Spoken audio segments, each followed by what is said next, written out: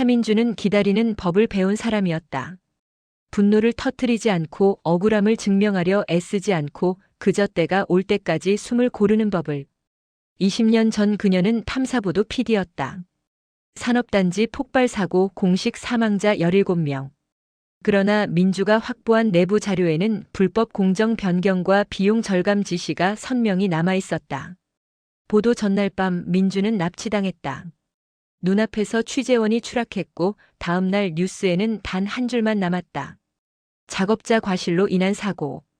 그날 이후 민주는 문제 기자가 되었고 방송국 출입증은 영구 정지됐다. 며칠 뒤 임신 사실을 알았다. 아이의 아버지는 사고의 최종 결재자 한석진이었다. 민주는 도망쳤다. 진실이 아니라 아이를 지키기 위해서였다.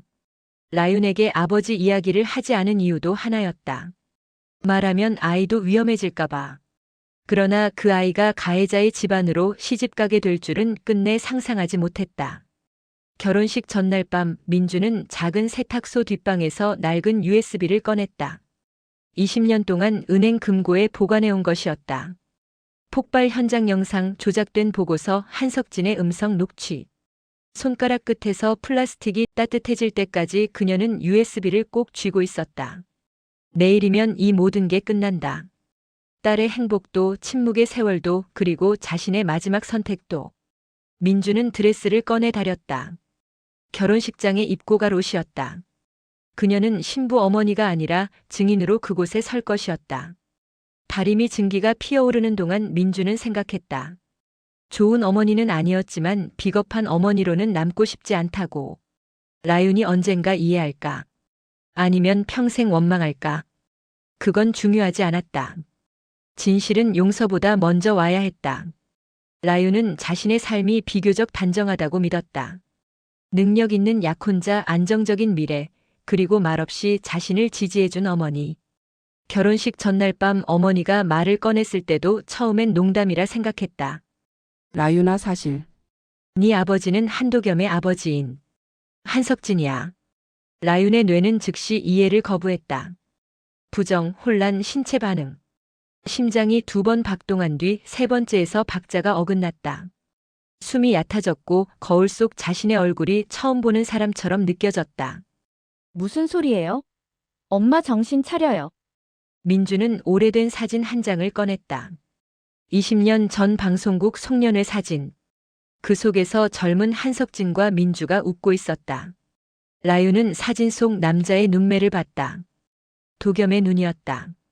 아니, 거울 속 자신의 눈이기도 했다. 엄마 도대체 왜 하필 지금이야? 말하지 않으면 넌 평생 모르고 살 거야. 그게 더 잔인할 것 같았어. 약혼자는 사랑하는 남자였다.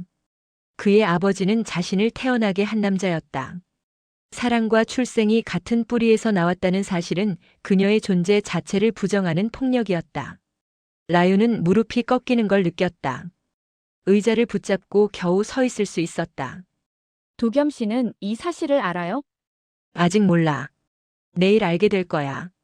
내일이 결혼식인데 내일 알게 된다고요? 민주는 고개를 끄덕였다. 라윤은 어머니를 똑바로 쳐다봤다. 평생 자신을 지켜준 사람. 그러나 지금 이 순간 어머니는 자신의 인생을 폭파하려는 사람이었다. 엄마는 나보다 복수가 더 중요한 거죠? 복수가 아니야.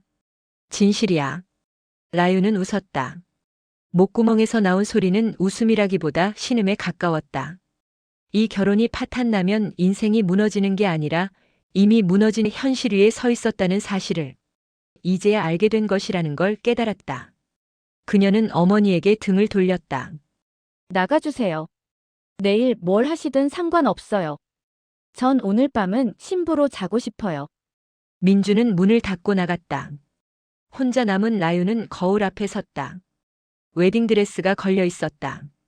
내일 입을 옷. 그러나 그 옷을 입는 사람이 누구인지 이제 라윤은 알 수 없었다. 한도겸은 평생 나는 아버지와 다르다는 말을 자기소개처럼 사용해왔다. 그는 불법을 저지르지 않았고 폭력을 휘두르지 않았다. 그러나 부와 기회는 언제나 아버지의 이름을 통해 흘러왔다. 결혼식 당일 아침 도겸은 아버지 서재에 불려갔다. 한석진은 위스키 잔을 돌리며 말했다. 도겸아, 오늘 무슨 일이 생길 수도 있으니 그렇게 알고 있어라. 무슨 문제요? 신부 어머니 말이야. 차민주. 20년 전 내가 처리한 사람이지. 도겸은 아버지의 표현에 익숙했다. 처리한 사람이라는 말. 해고한 직원, 입마금한 증인, 협박한 기자.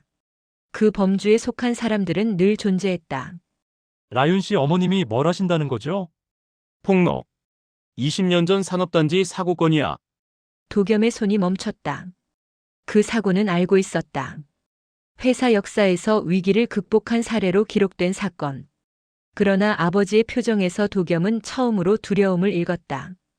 그게 사실이에요? 사실 여부가 중요한 게 아니야. 타이밍이 문제지. 오늘 생중계 결혼식이잖아.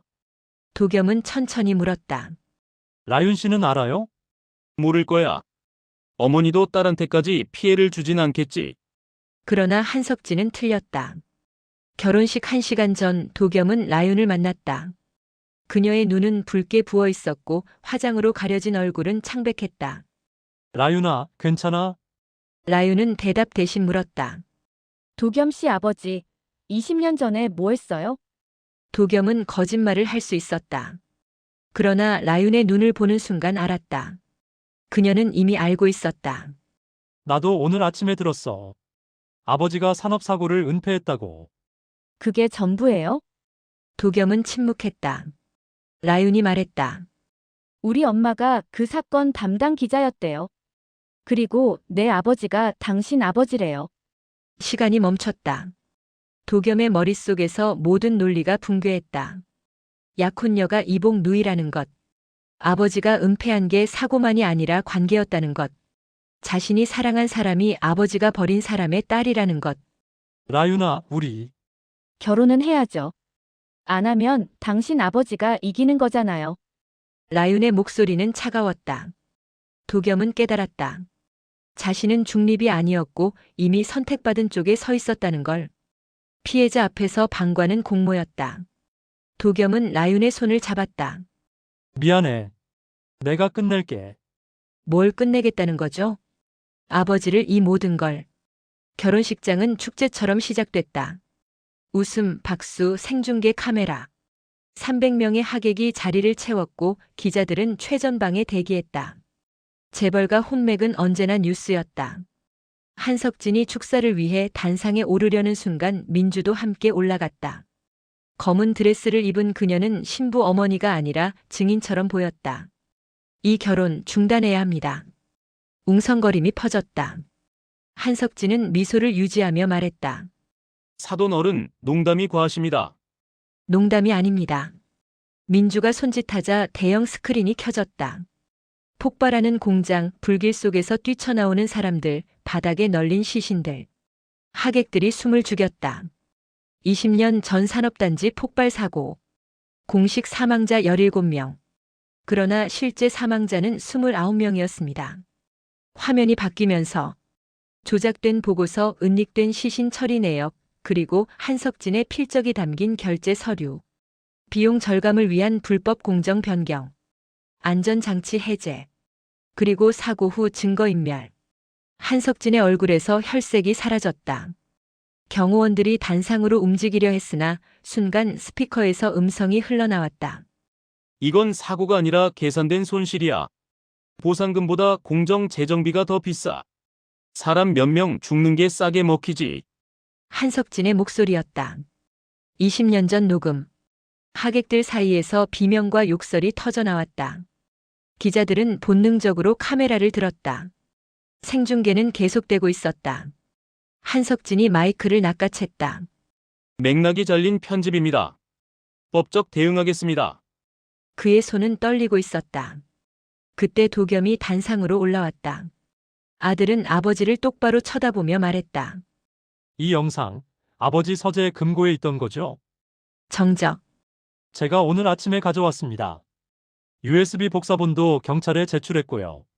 한석진은 아들을 보며 중얼거렸다. 내가. 왜? 제 약혼녀가 아버지 딸이래요. 20년 전 그 기자분이 낳은. 하객들 사이에서 또 한 번 충격의 파동이 퍼졌다. 도겸은 라윤을 향해 고개를 돌렸다. 그녀는 신부 대기석에서 무표정하게 앉아 있었다. 저는 이 결혼 못합니다. 라윤 씨한테 미안하지만 이건 제 선택입니다.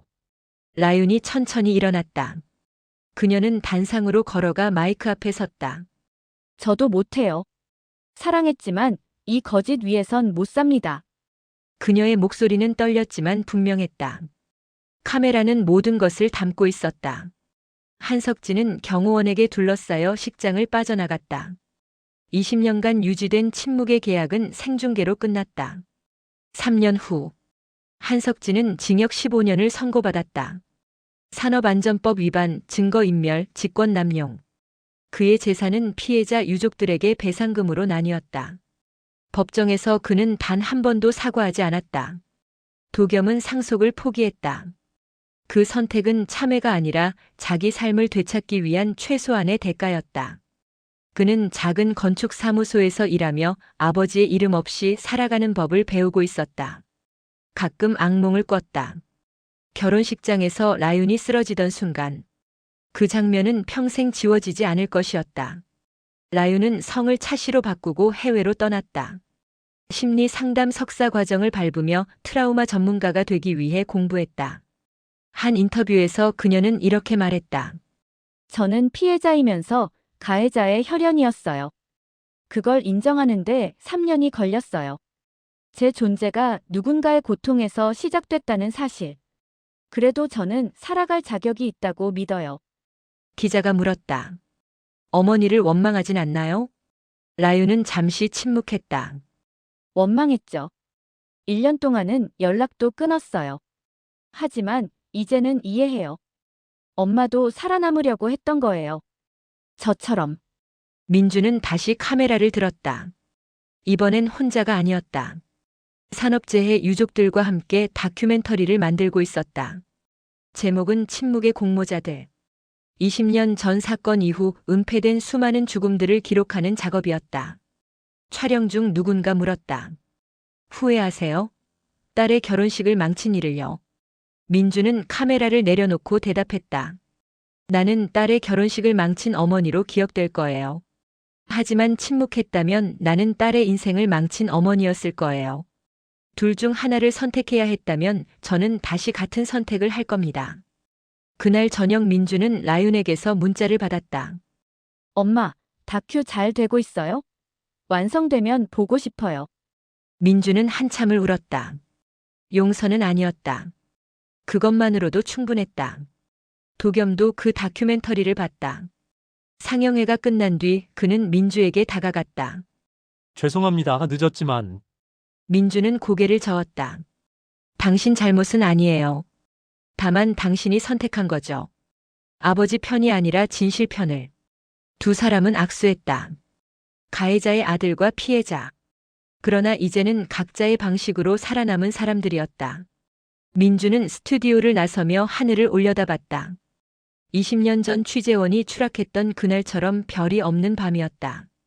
그러나 이제 그녀는 어둠이 두렵지 않았다. 진실은 용서보다 먼저 와야 했고 그녀는 그 일을 해냈다. 이야기는 아직 끝나지 않았지만 침묵은 끝났다. 이야기는 여기서 끝나지만 질문은 남습니다. 당신이라면 어떤 선택을 했을까요? 딸의 행복을 위해 침묵했을까요? 아니면 진실을 위해 모든 것을 걸었을까요? 민주는 좋은 어머니가 아니었을지 모릅니다. 그러나 그녀는 비겁한 어머니로 남지 않았습니다. 라윤은 자신의 출생을 선택할 수 없었습니다. 그러나 그 이후의 삶은 스스로 선택했습니다. 도겸은 아버지의 죄를 물려받지 않았습니다. 대신 자신의 책임을 선택했습니다. 우리는 모두 누군가의 자식이고 누군가의 부모이며 누군가의 침묵 속에서 살아갑니다. 그러나 진실은 언젠가 말을 합니다. 피로 맺은 계약. 당신에게 어떤 이야기로 남았나요? 이 이야기가 마음에 와닿았다면 구독과 좋아요 부탁드립니다. 여러분의 구독 하나가 더 많은 이야기를 만들어내는 힘이 됩니다. 댓글로 여러분의 생각을 들려주세요. 다음 이야기에서 또 만나요.